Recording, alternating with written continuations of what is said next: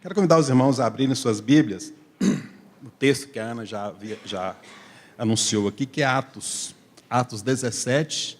Nós leremos do verso 16 ao verso 34.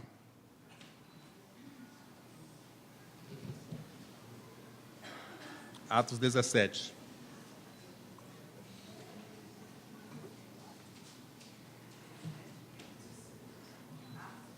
Atos 17, de 16 a 34.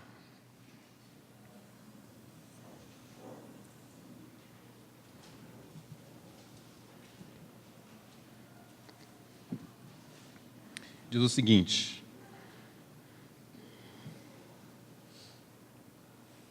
enquanto esperava por Silas, e Timóteo em Atenas, Paulo ficou profundamente indignado ao ver que a cidade estava cheia de ídolos. Por isso, discutia na sinagoga com judeus e com gregos tementes a Deus, bem como na praça principal todos os dias com aqueles que por ali se encontravam. Alguns filósofos epicureus e estoicos começaram a discutir com ele. Alguns perguntavam: o que está tentando dizer este tagarela? Outros diziam: parece que ele está anunciando deuses estrangeiros, pois Paulo estava pregando as boas novas a respeito de Jesus e da ressurreição. Então, o levaram a uma reunião no Areópago, onde lhe perguntaram: podemos saber que novo ensino é esse que você está anunciando? Você está nos apresentando algumas ideias estranhas e queremos saber o que elas significam. Todos os atenienses e estrangeiros que ali viviam não se preocupavam com outra coisa senão falar ou ouvir as últimas novidades. Então, Paulo levantou-se na reunião do Areópago e disse: atenienses, vejo que em todos os aspectos vocês são muito religiosos, pois, andando pela cidade, observei cuidadosamente seus objetos de culto e encontrei até um altar com esta inscrição: ao Deus desconhecido. Ora, o que vocês adoram, apesar de não conhecerem, eu lhes anuncio. O Deus que fez o mundo e tudo o que nele há é o Senhor dos céus e da terra, e não habita em santuários feitos por mãos humanas. Ele não é servido por mãos de homens, como se necessitasse de algo, porque ele mesmo dá a todos a vida, o fôlego e as demais coisas. De um só fez ele todos os povos, para que povoassem toda a terra, tendo determinado os tempos anteriormente estabelecidos e os lugares exatos em que deveriam habitar. Deus fez isso para que os homens o buscassem, e talvez tateando pudessem encontrá-lo, embora não esteja longe de cada um de nós. Pois nele vivemos, nos movemos, existimos, como disseram alguns dos poetas de vocês. Também somos descendência dele. Assim, visto que somos descendência de Deus, não devemos pensar que a divindade é semelhante a uma escultura de ouro, prata ou pedra, feita pela arte e imaginação do homem. No passado, Deus não levou em conta essa ignorância, mas agora ordena que todos, em todo lugar, se arrependam, pois estabeleceu um dia em que há de julgar mundo com justiça por meio do homem que designou, e deu provas disso a todos, ressuscitando-o dentre os mortos. Quando ouviram sobre a ressurreição dos mortos, alguns deles zombaram e outros disseram: a esse respeito, nós o ouviremos outra vez. Com isso, Paulo retirou-se do meio deles. Alguns homens juntaram-se a ele e creram. Entre eles estava Dionísio, membro do Areópago, e também uma mulher chamada Dâmaris, e outros com eles. Vamos orar mais uma vez. Senhor, obrigado pela Tua palavra, essa palavra que é rica, essa palavra que é poderosa e que sempre, meu Deus, nos traz uma novidade. Muito obrigado por podermos agora abri-la e podermos, ó Deus, ouvir a Tua voz de uma forma objetiva, de uma forma clara. Meu Deus, ajuda-nos a respondermos aquilo que o Senhor irá nos dizer, aquilo que o Senhor irá nos mostrar, meu Deus amado, nesta noite. Você tenha compaixão, Deus amado, das nossas vidas, das nossas falhas, das nossas incoerências, Senhor, da nossa indiferença. Livra-nos, ó Deus, de acostumarmos com o Senhor, com o sagrado. Ó Deus, dá com que o Senhor continue sendo novidade, que a gente sempre esteja ávido por conhecer-te mais e por querer relacionar-se, ó Deus, mais com o Senhor. Tenha misericórdia de nós. Livra-nos de mais de um mero encontro religioso, mas, acima de tudo, que de fato seja um momento de louvor, de adoração, de exaltação, meu Deus amado, ao teu nome. E fala conosco. Só o Senhor é que tem poder para quebrar esse nosso coração, muitas vezes duro, muitas vezes indiferente, apático, mas o Senhor tem poder.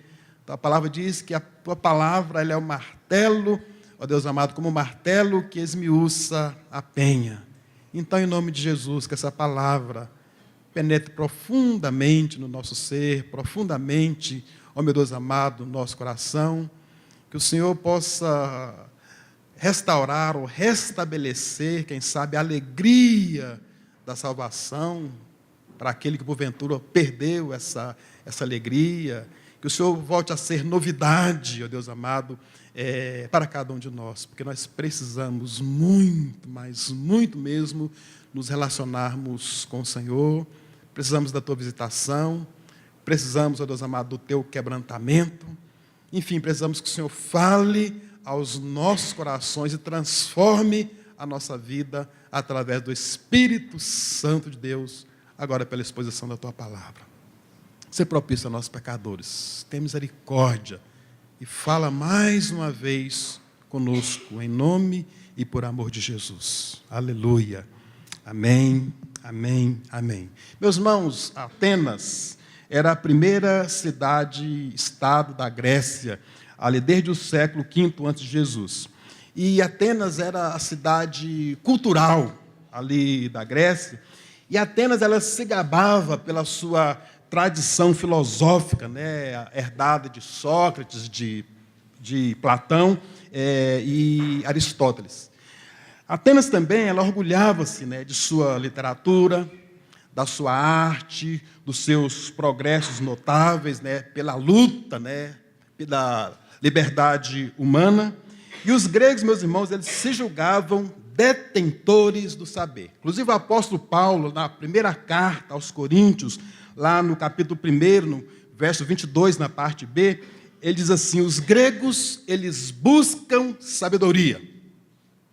Então, ele afirma isso. Então, meus irmãos, Atenas era também uma cidade fascinante. E lá, então, estava o apóstolo Paulo, pela primeira vez, como que num sonho, né?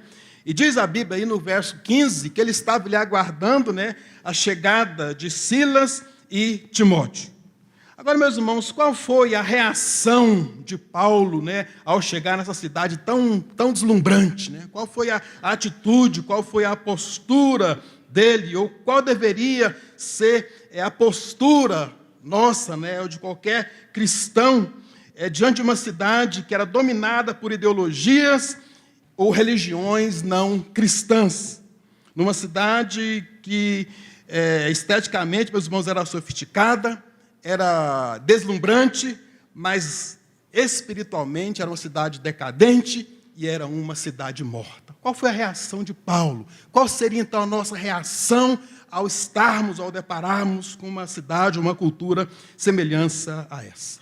Com certeza, o apóstolo Paulo deve ter ficado impressionado ou impactado com aquela cidade, com a beleza, né?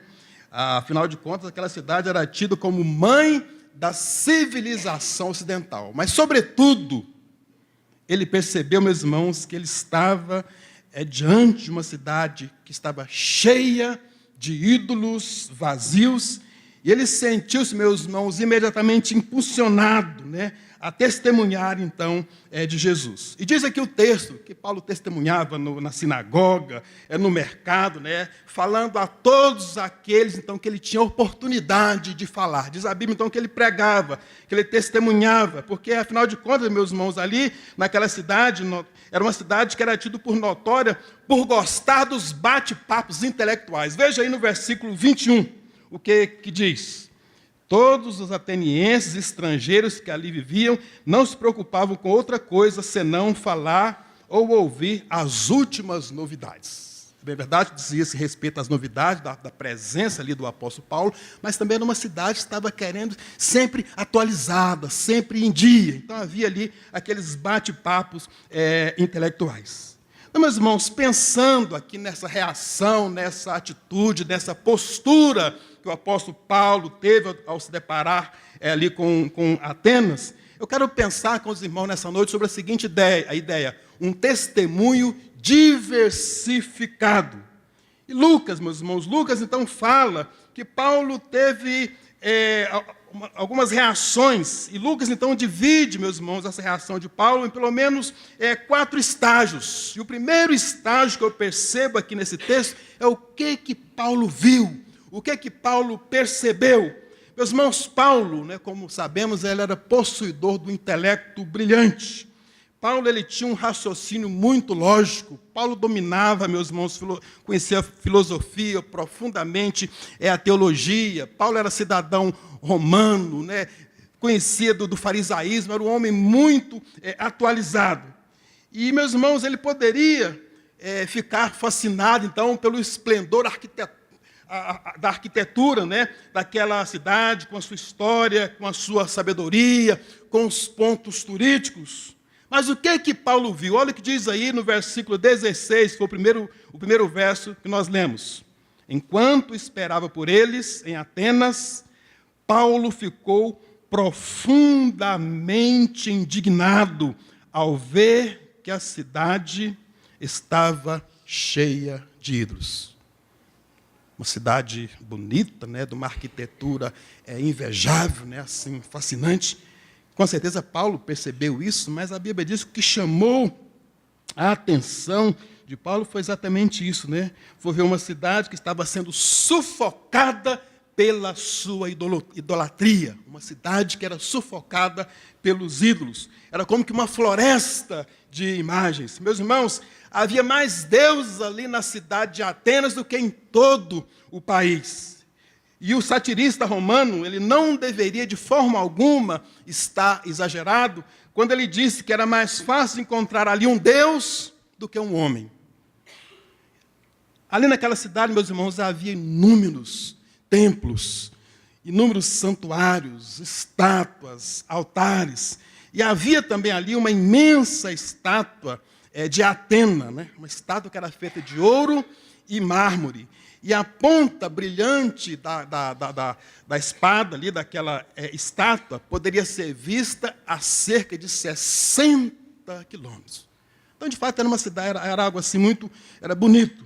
E em toda parte havia a imagem de Apolo. Afinal de contas, Apolo era o padroeiro ali daquela cidade. Tinha a imagem de Júpiter, tinha a imagem de Vênus, Mercúrio, Baco, Netuno, Diana e Esculápio. Então, todo o panteão grego estava presente ali na cidade de Atenas. E, meus irmãos, essas esculturas, ou essas imagens, elas não eram feitas de bronze. Pelo contrário, elas eram feitas de ouro, prata, marfim e ouro, né? E eram elegantes, confeccionadas pelos melhores escultores gregos.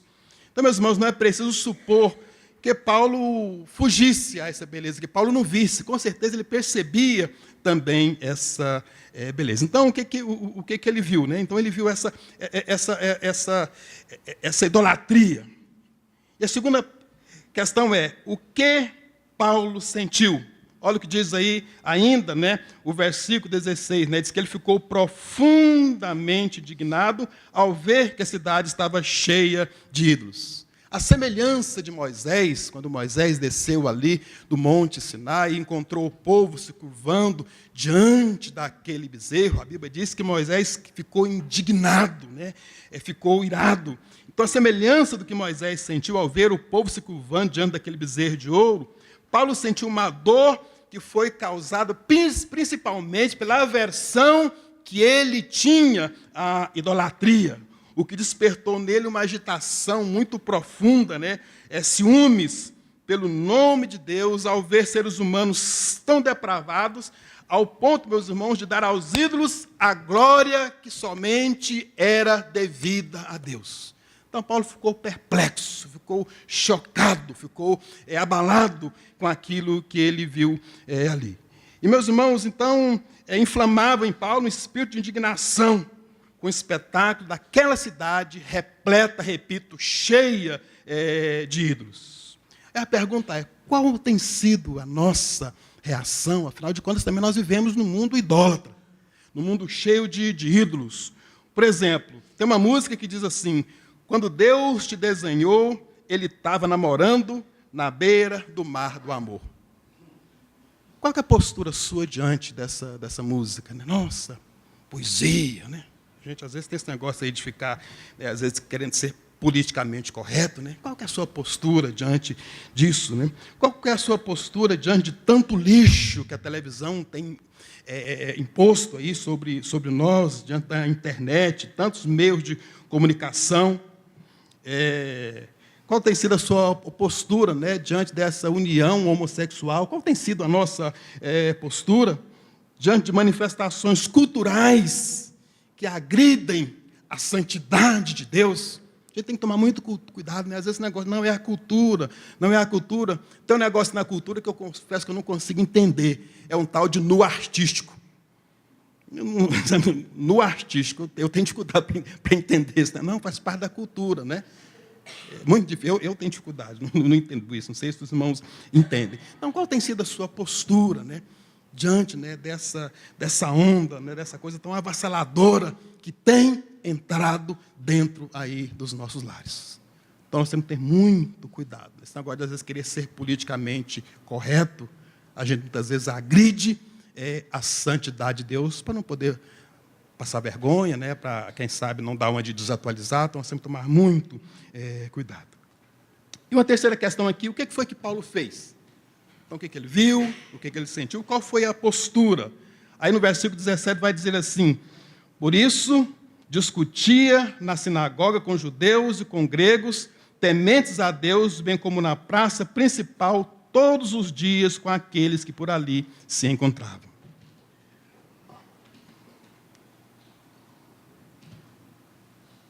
Interessante que a reação do apóstolo ali, diante daquela idolatria, não foi apenas eu diria, uma reação negativa, ou seja, apenas uma atitude de horror, uma atitude de desânimo, né? Mas a gente percebe aqui que ele teve uma atitude positiva, ou uma atitude construtiva, ou seja, ele testemunhou. Ele não se limitou apenas a, quem sabe, colocar a mão nas cabeças, erguer a mão nas cabeças, para jogar as mãos para cima, numa atitude de desespero,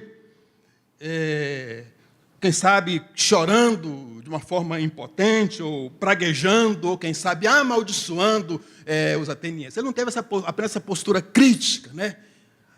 Não somente isso, mas Paulo ele partilhou com eles as boas novas do Evangelho de Jesus. E nós podemos observar aqui, meus irmãos, que Paulo ele falou a alguns grupos, né? Que no verso 17, verso 18, diz assim, que ele falava para os judeus, ele falou para os gregos que temiam, falava para todo o povo, e diz ainda, né, que ele pregou para os estoicos, pregou também para os epicureus, né, que eram filósofos ali da época. Então, aqui diz o texto, né, que ele pregou, então, para essa galera toda, e pregou também para os epicureus. Quem eram os epicureus, né? O que era o epicurismo? Epicurismo, né, foi fundado por Epicuro em 270 a.C., e os epicureus eles faziam parte de uma escola filosófica que considerava o prazer como o bem supremo, mesmo que o prazer fosse apresentado de uma forma requintada, de uma forma refinada, de uma forma tranquila. Então, para eles, o prazer era o bem supremo. E ele fala aqui também, o Lucas também menciona os estoicos, né? Ou seja, o estoicismo, que foi fundado por Zenão em 265 a.C. O estoicismo, ou os estoicos, era uma escola rival à escola aqui dos epicureus. Era uma escola panteísta, né? Mas ela destacava-se de forma especial a superioridade da razão sobre as paixões dos homens. Dava um valor elevado à autossuficiência humana. Enquanto que os epicureus eles valorizavam o prazer, né? Dava vazão ao prazer, o estoicismo, ao contrário, não. Eles eram mais racionais, eles davam muito valor à autossuficiência humana. Então, Paulo prega para todo tipo de gente, inclusive aqui para esses filósofos. Então, ele pregava para todas essas pessoas aí. E a outra pergunta é, o que foi que o apóstolo Paulo disse? A gente vai perceber isso aí do verso 19 até o verso 23. Veja bem, o apóstolo Paulo se encontrava ali no Areópago. Era como que um tribunal ateniense, uma assembleia de magistrados, de sábios, de literatos. E Paulo, então, meus irmãos, estava ali diante da elite intelectual da época. E aproveita, então, aí a oportunidade. Agora, interessante é que o apóstolo Paulo, ele toma como tema, ou melhor, como ponto de referência, o altar anônimo que ele se deparou. Então, tinha altar elegido ali para tudo quanto era tipo de Deus. Aí diz as Escrituras aqui no versículo 23, que havia um altar que tinha sido erigido ao Deus desconhecido. E Paulo, então, pega aquele altar, e a partir dali, ele inicia, então, a sua exposição, ele inicia, então, a sua pregação. Interessante que, apesar da multidão de divindades que eram honradas por ali, os atenienses, que eram muito religiosos, eles tinham medo, né, de ter esquecido de algum Deus. Então, por isso, eles, então, erigiram esse altar ao Deus desconhecido. E a partir, então, desse gancho, o apóstolo Paulo, ele, então, começa a proclamar o Deus vivo e verdadeiro. E Paulo, então, ele destaca aqui 5 aspectos desse Deus, expondo, assim, os erros e até mesmo os horrores contidos na idolatria. E a primeira coisa que ele vai dizer aqui, que esse Deus que ele está proclamando é o Deus criador de todo o universo. Olha o que diz aí o versículo 24. O Deus que fez o mundo e tudo o que nele há é o Senhor dos céus e da terra e não habita em santuários feitos por mãos humanas.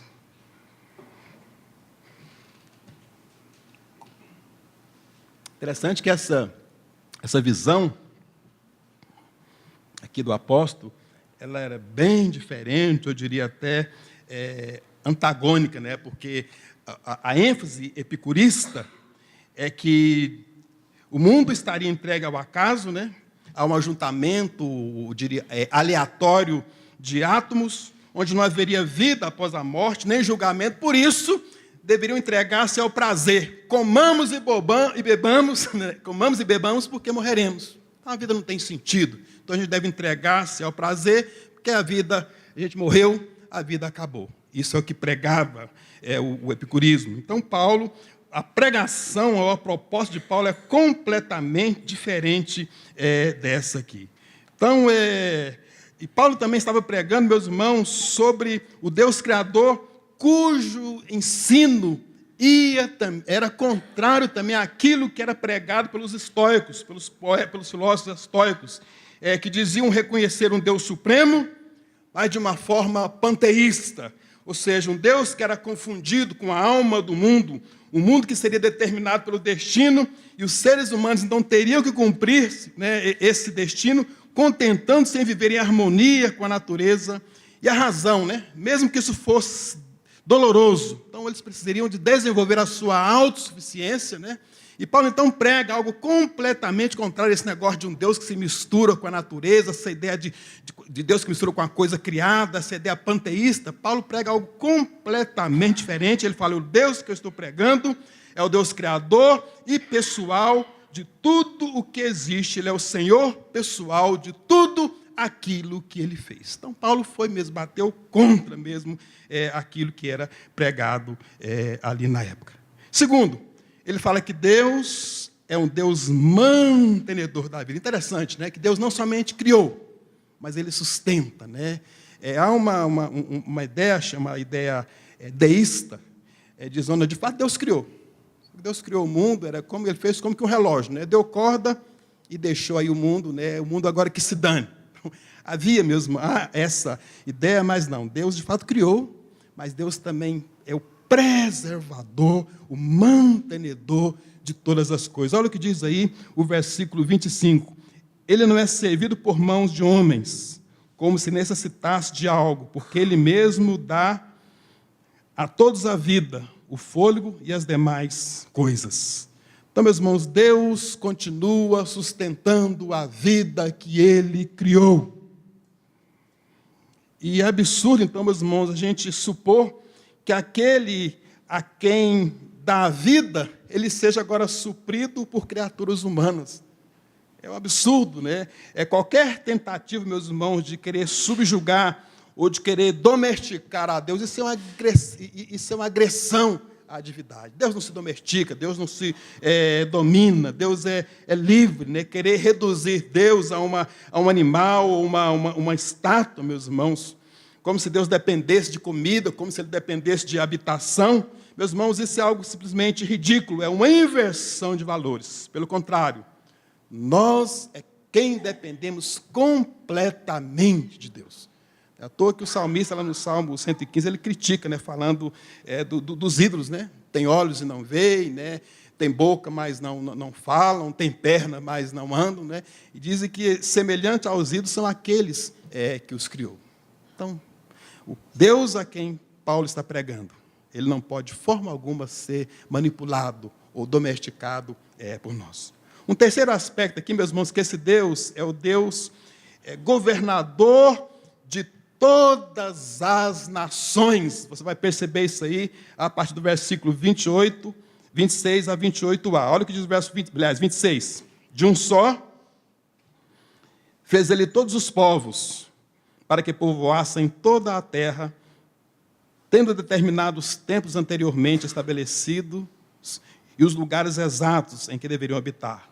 Deus fez isso para que os homens o buscassem e talvez, tateando, pudessem encontrá-lo, embora não esteja longe de cada um de nós. Pois nele vivemos, nos movemos e existimos. Meus irmãos, Deus, então, é o Senhor. Diz aqui o apóstolo Paulo que é governador de todas as nações. Apesar de Deus não poder ser responsabilizado pelas tiranias, pelas agressões de cada nação, em última análise, a história e a geografia estão sob o seu controle. Deus é Senhor absoluto da história. E interessante, meus irmãos, que Paulo é fascinante, né? Você tem o sermão de Paulo, o sermão de Estevão, o sermão do apóstolo Pedro, é uma coisa fascinante. Mas Paulo, então, ele aproveita as oportunidades. Olha aqui, ele pega um outro gancho. Ele faz a citação aqui, meus irmãos, de alguns poetas, filósofos da época. Ele cita aqui, pelo menos, Epimênides e Arato, né? Para prender a atenção do povo. Olha o que diz aí no versículo, acho que o versículo 29, eu acho que 28. Aqui, verso 28. Pois nele vivemos, nos movemos e existimos, como disseram alguns dos poetas de vocês. Como disseram alguns filósofos, entendeu? Vê como é que ele pega o gancho, né? Então, como alguns filósofos, alguns poetas de vocês disseram, nele nós nos movemos, nele nós existimos. Eu fico fascinado como a mensagem do apóstolo Paulo era uma mensagem contextualizada, como ele conhecia a cultura, como ele conhecia o pensamento ali da época. O apóstolo Paulo não era de forma alguma alienado. Impressionante a mensagem que ele trazia, como ela era uma mensagem atual.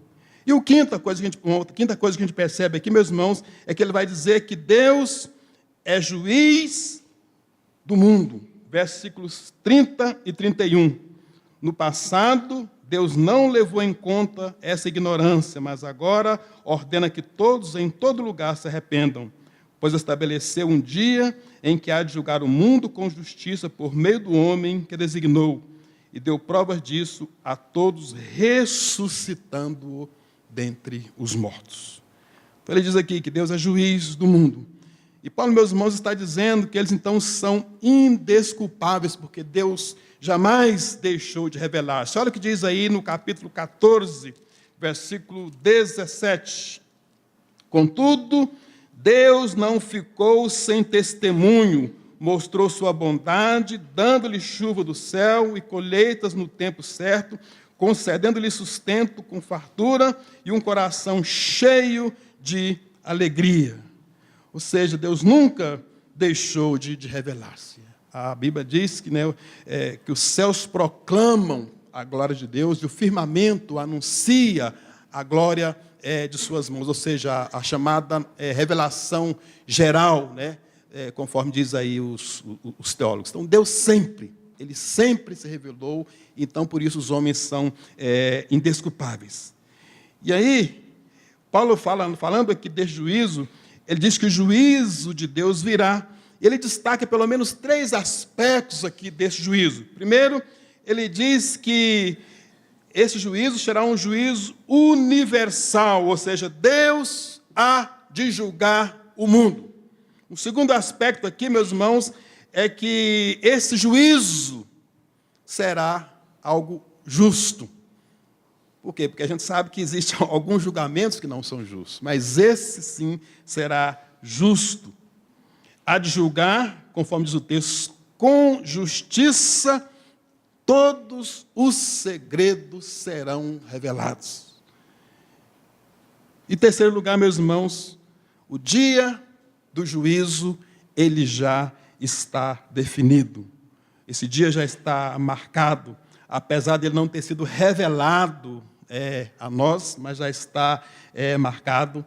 E nós já sabemos quem será o juiz. Olha o que diz aí, capítulo 10, versículo 42. Ele nos mandou pregar ao povo, testemunhar que foi a ele que Deus constituiu juiz de vivos e de mortos. Ou seja, Jesus, juiz de vivos e de mortos. Então, Paulo, meus irmãos, traz essa palavra, ele traz essa pregação àquele povo idólatra, um povo, como eu disse, uma cidade que era repleta ali de idolatria. Agora você me pergunta, o que isso tem a ver comigo? O que esse texto de Atos, capítulo 17, o que isso tem a ver comigo, o que isso tem a ver com você, o que Paulo nos ensina aqui nessa pregação que foi proferida ali no Areópago.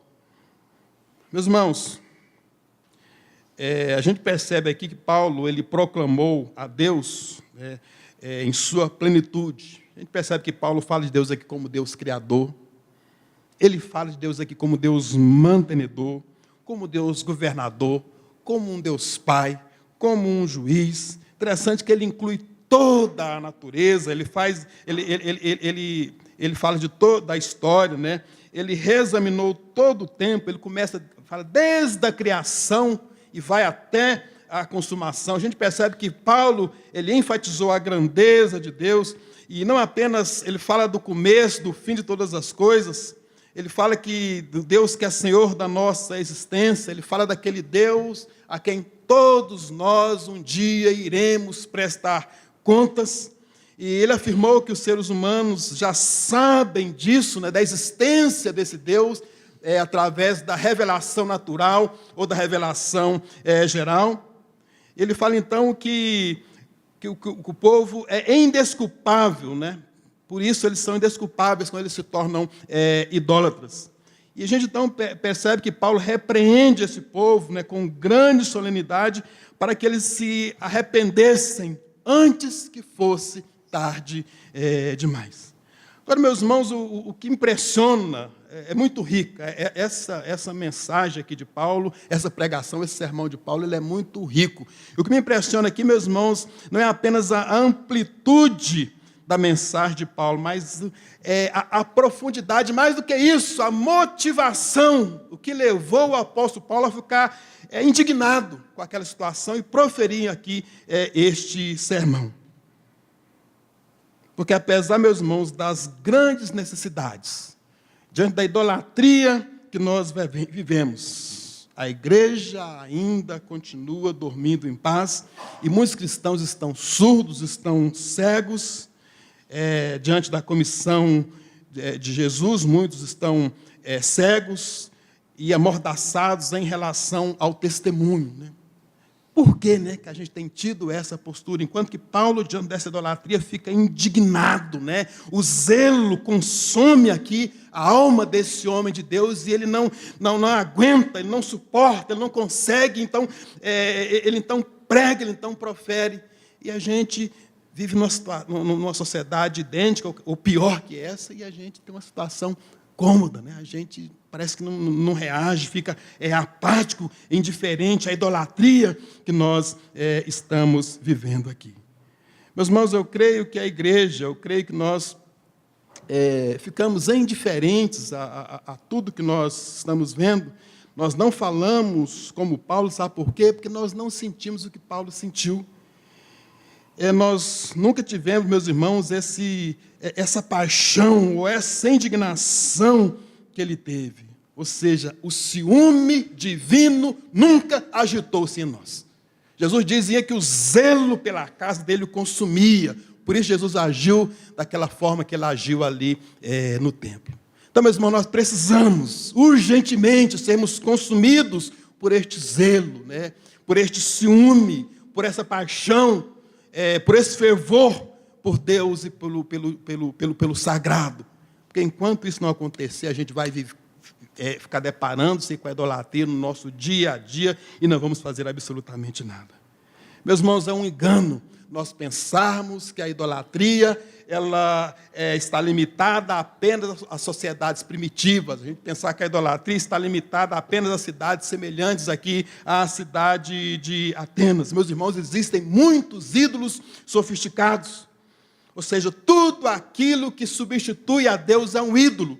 E aí, meus irmãos, qualquer pessoa que tente ou que ocupe o lugar de Deus pode tornar-se um ídolo. A avareza, a idolatria, a posição, qualquer coisa, o álcool, a droga, os pais, a esposa, o esposo, um filho, até coisas boas, a partir do momento que toma o lugar de Deus, se torna uma idolatria. A própria igreja pode tornar-se uma idolatria. E, meus irmãos, os ídolos, eles parecem particularmente que eles são dominantes em algumas cidades. A gente percebe, por exemplo, que Jesus chorou, né, lá em Jerusalém por causa da impenitência daquela cidade. E Paulo, então, ficou profundamente indignado com a idolatria que estava reinando aqui nessa cidade. E, com certeza, o desejo de Deus é que a gente também fique indignado, não fique indiferente com a idolatria, repito, que tem entrado dentro aí dos nossos lares. No início eu disse que os atenienses, eles se gabavam pela sabedoria. Agora, o que a Bíblia diz a respeito dessa sabedoria humana que muitas vezes também a gente persegue? Olha o que Paulo vai dizer lá, primeira Carta aos Coríntios, capítulo 3, a partir do versículo 18. Ele vai dizer assim: não se enganem, se algum de vocês pensa que é sábio, segundo os padrões dessa era, deve tornar-se louco para que se torne sábio. Porque a sabedoria deste mundo é loucura aos olhos de Deus, pois está escrito: ele apanha os sábios na astúcia deles e também o Senhor conhece os pensamentos dos sábios e sabe como são fúteis. Então, meus irmãos, é isso que a Bíblia diz, fala a respeito da sabedoria humana. Tiago vai dizer que ela é maligna. Então, meus irmãos, por outro lado, nós somos conclamados, nós somos chamados, vocacionados a pregarmos a verdadeira sabedoria. Interessante que o mesmo apóstolo Paulo aqui, ele vai falar lá em 1 Coríntios, capítulo 1, a partir do verso 22. Olha o que é a verdadeira sabedoria. Ele diz assim: os judeus pedem sinais miraculosos e os gregos procuram sabedoria. Olha a sabedoria. Nós, porém, pregamos a Cristo crucificado, o qual de fato é escândalo para os judeus e loucura para os gentios.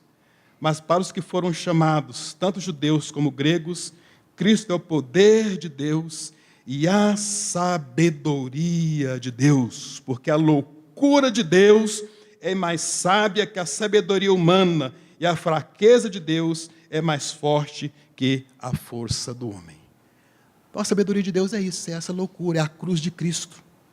Essa que é a verdadeira sabedoria e que nós precisamos perseguir e que nós precisamos proclamar. Tiago vai dizer: se algum de vocês necessitam de sabedoria, peça a Deus e Ele liberalmente vai dar essa sabedoria. Então, meus irmãos, precisamos rogar a Deus que primeiramente tenhamos essa paixão, né? A gente, que a nossa alma, o nosso ser venha mesmo ficar inquieto ou incomodado diante aí dessa idolatria reinante, e procurarmos então proclamar, procurarmos levar essa palavra, mas procurarmos também estarmos atualizados, né, com aquilo que se passa aí na nossa época e na nossa era. Paulo era muito atualizado. E com certeza temos muito, mas muito mesmo, o que aprender com ele. Vamos orar? Obrigado, Senhor, por essa tua palavra. Obrigado por esse registro que Lucas fez aqui neste livro sobre essa atitude, essa postura, meu Deus amado, do apóstolo Paulo. Obrigado porque essa palavra ela é atual. Em nome de Jesus, Senhor, dá com que ela venha mesmo, como eu disse no início, tocar nas nossas vidas. De fato, nós possamos ficar inquietos, incomodados, diante da idolatria. A tua palavra diz que o mundo jaz, ó Deus amado, no maligno. E a tua palavra também diz que nós não devemos conformar com este século, mas transformá-lo, Deus amado, transformar-nos pela renovação da nossa mente. Ajuda-nos a termos uma postura diferente, um testemunho que venha a impactar. Ajuda-nos a anunciar. A palavra diz no final aqui que muitos creram, outros zombaram. Compete a nós pregar, Deus amado, e os frutos, isso compete ao Senhor. Então, em nome de Jesus, nos incomoda, nos inquieta, e tira-nos, ó Deus, do comodismo e da indiferença de um mundo que jaz no maligno, que precisa tremendamente da tua visitação e da tua palavra. Louvado, exaltado seja o teu nome. Muito obrigado pela tua palavra. Em nome e por amor de Jesus. Amém. Amém.